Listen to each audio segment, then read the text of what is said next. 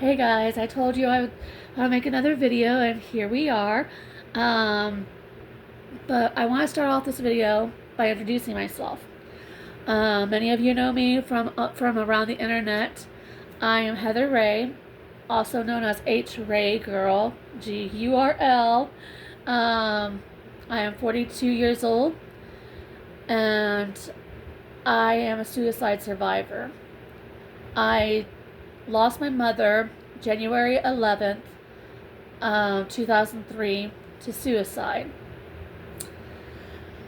And right now, I am going through some trials, grief related, but also my sister is blaming me for our mother's suicide because I was the last one to see her alive. She says that I pushed our mother to suicide when really I did not.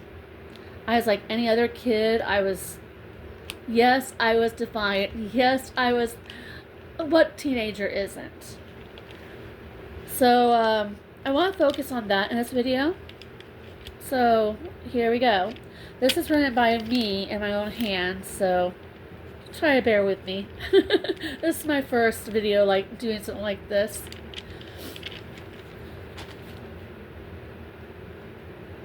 For those that are facing their own hardships, such as siblings blaming them for parent suicide, I really want you to get this part.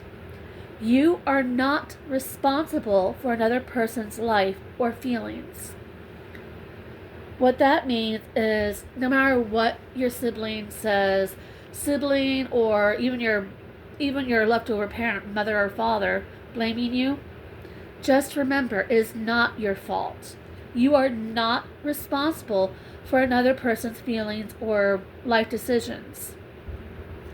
Just remember that that person who committed suicide was in a very dark place and they didn't see any way to get out of it other than suicide. At this point, they are in a lot of pain, so the only thing they can think of is to just end it all. Is it anyone's fault? No, it's not anyone's fault except the person who commits suicide. It's their decision, it's their life. You have no control over it. They do. Okay. For instance, my sister is still blaming me for our mother's suicide 23 years later.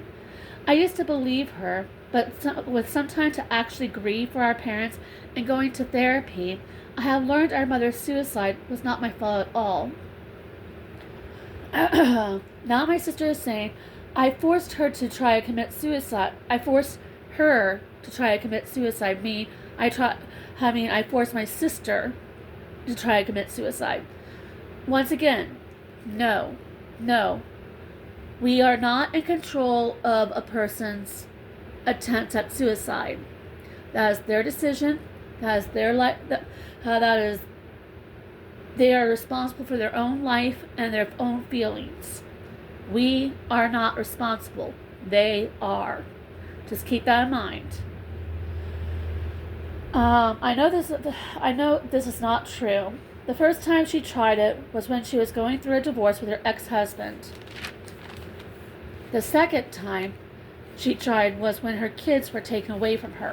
Those were major factors as to what led up to her attempts at suicide. Nothing I did, but what was going on in her life.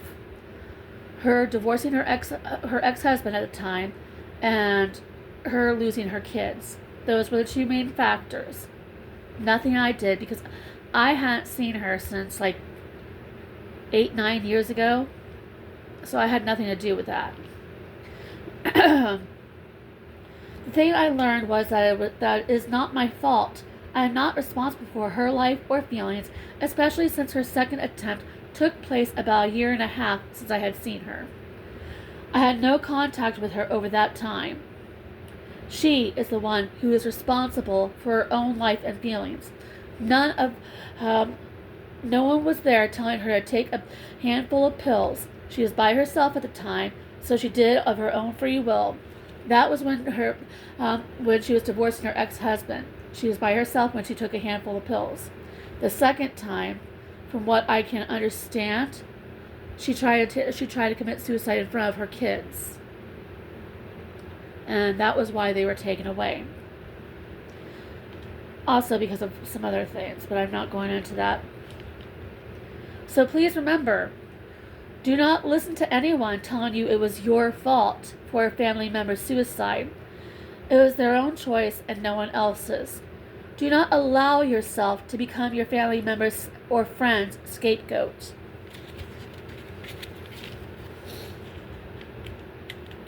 And that is definitely important.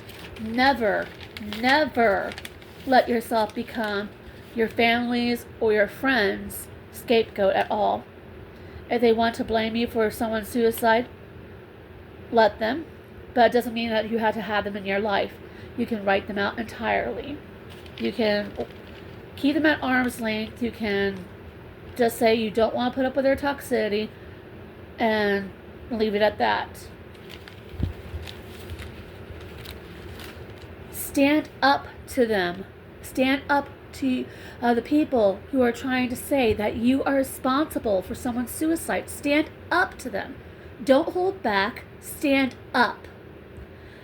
Stand up to them until they back down. And if they continue blaming you, it may be time to cut them out of your family altogether. You may still consider them family, and that is okay. But that does not mean you have to put up with their toxicity. Again, that is what I did. I have decided that she is still my sister, yes, by blood. But does that mean I had to have her in my life? No, not at all. Until she parts ways with her toxicity, I will not have her in my life for my own sanity.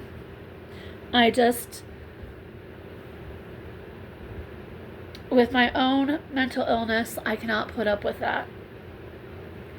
BPD, or borderline personality disorder, mixed with depression, it's not easy living with those two things. My sister says I have schizophrenia. She has no clue. She has no clue what schizophrenia is. They say that borderline personality and schizophrenia are two of the same, but there are some differences. They say that some people can hear voices and see things. I don't do that. They say that with either schizophrenia or borderline personality, I don't do that, thank God.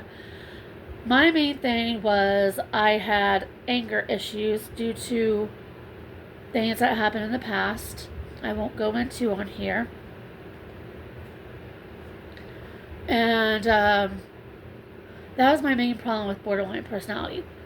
So my therapist said that he thinks that I might have had OCD, oppositional defiance disorder, ODD. And yes, I do have OCD as well on some things. Ugh. So, yeah, what a wild combination.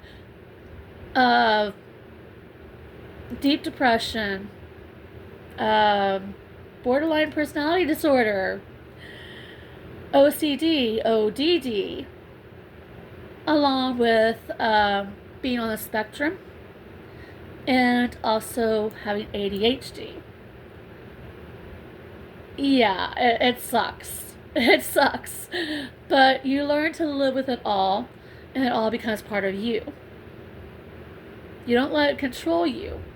You maybe basically walk hand in hand with it and learn how to control those emotions like I did.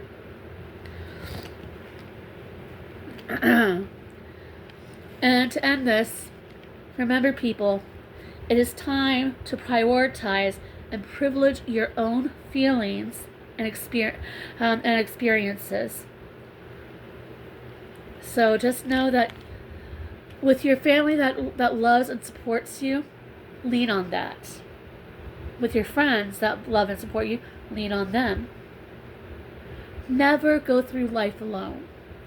Always have friends and family close by, a safety net of sorts.